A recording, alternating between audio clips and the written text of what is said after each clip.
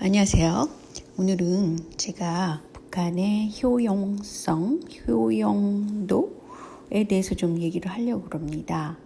제가 이제 요새는 경제 뉴스를 전보다 많이 보는데 3월 31일, 최근 일이죠? 이런 기사가 영어자 기사가 있더라고요.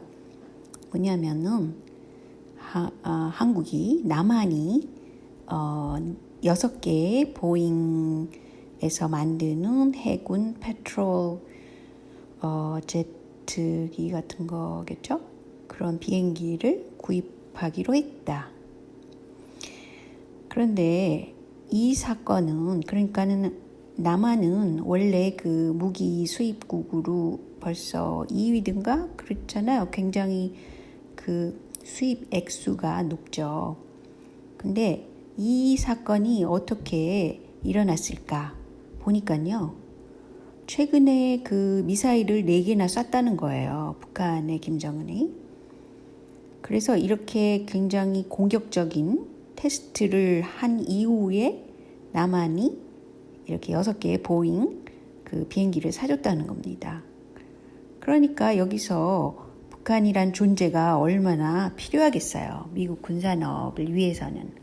판매를 하려면 적국이 있어야지 군산업이 기술이 발달하고 또 새로운 거를 해가지고 또 팔고 이러기가 좋잖아요. 특히 그 미국이란 나라는 군산업을 통해서 만든 것들을 이제 굉장히 업데이트된 최신형 무기는 팔지 않고 그 기존의 그런 것들을 판로가 확실하잖아요. 한국도 그렇고 사우디도 그렇고 그런 우방국이라고 그런 나라한테다 열심히 파는 거죠. 그런데 이제 제가 이렇게 북한의 존재가 왜 70년 이상 이렇게 버티고 존재할까? 근데 북한이라는 나라는 지금 현재 중국의 그 홍콩 사건에서도 보듯이 어느 정도 이제 잘 살게 되잖아요. 그러니까 국민의 그 생활 조건이 한 10,000불 이상 되기 시작하면 그 사람들이 그 민주주의라든지 반론을 제기하고 싶어 한다든지 그 개별적인 이기주의도 발달하고 개인 생활도 존중돼야 되고 이런 생각들을 하게 되기 때문에 사회 통제 시스템에는 이 주민들이 잘 살게 되는 것을 원치 않죠. 그러면 그 사회 전체가 그 시스템이 무너질 수도 있는 위기에 갈 수 있다는 거죠. 그렇게 생각하는 것이 사실은 사회주의 체제일 수도 있어요. 저는 여기서 그럴 수도 있다는 가능성을 얘기하는 것뿐입니다. 그런데 이제 많은 그 주민들이 헐벗고 굶주리고 이런 상태고 영양 부족은 물론이고 위생적인 또 의료 시스템도 안 좋고 이렇잖아요. 물자가 없으니까. 근데 70년 이전으로 가면은 북한이 남한보다 더 잘 살았다고 그러잖아요.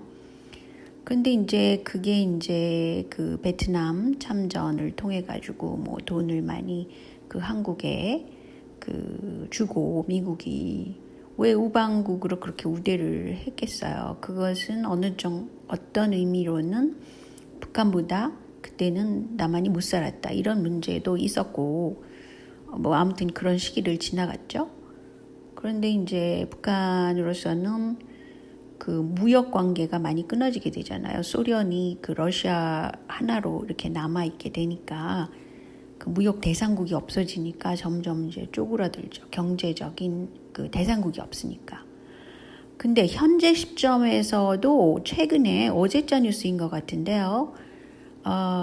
미국에서 그 원조를 해주는데 그 의료 그런 여러 가지 그런 거는 인도적인 거니까 의료 지원을 해주겠다 이렇게 나온 거예요. 그리고 유엔 기구라는 것도 북한 주민이 생존만은 하도록 그렇게 물자를 좀 주잖아요.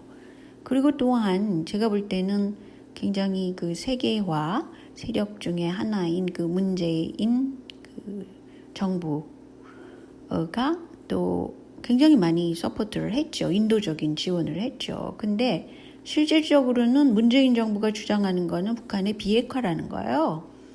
이 비핵화라는 주장은 미국 민주당하고 똑같고 일본이 주장하는 것과 똑같습니다.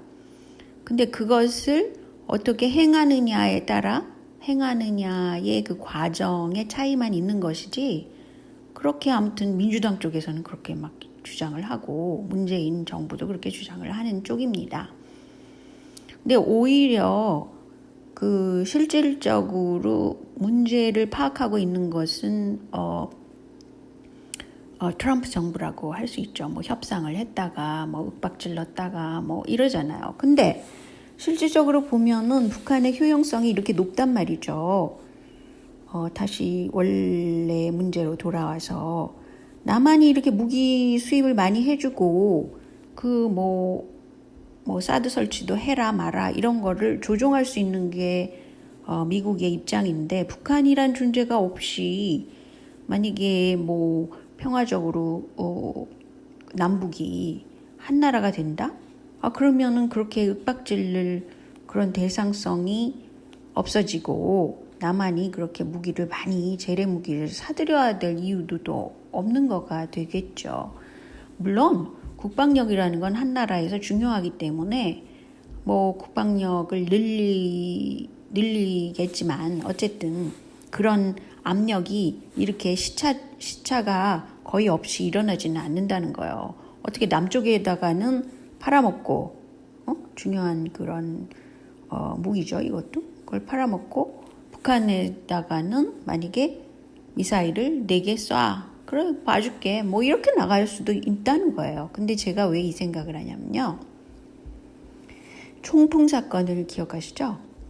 그것은 1997년 한나라당의 이회찬 후보의 그 비선 조직으로 활동하던 사람들이 이제 중국에 가서 뭐 어떻게 북한하고 협상을 했다는 거죠. 뭐라 그랬냐면 휴전선에서 무력 시위를 좀 해줘, 좀 뭘 쏴줘 이렇게 얘기를 한 거라는 겁니다. 그런데 이제 북한 문제만 나오면 그 한국 남한에서의 정치적인 영향력은 엄청 크죠. 뭐 북한이 저렇게 쐈어 그러면은 뭐 북한 나쁜 놈들 이렇게 몰아갈 수가 있다는 거죠. 그랬기 때문에 이회창 후보도 비선 조직을 이용해가지고 총풍 사건을 만든 거 아니겠어요. 여기까지는 제가 한 2일 전에 녹음한 건데요. 그래서 다 동영상을 만들어가지고 올리려는 순간 그게 유튜브가 허락을 안 하더라고요. 근데 이제 그 원인은 그 앞에 내용 때문은 아니고 이제 천안함 사건도 그런 것과 마찬가지다 이렇게 다룬 부분이 있거든요. 아마 그것 때문에 이 동영상이 올라가지 않았던 것 같습니다. 아무튼 그런 사실이 있다는 것을 알려드리고요. 제가 오늘은 여기까지만 녹음하겠습니다. 안녕히 계세요.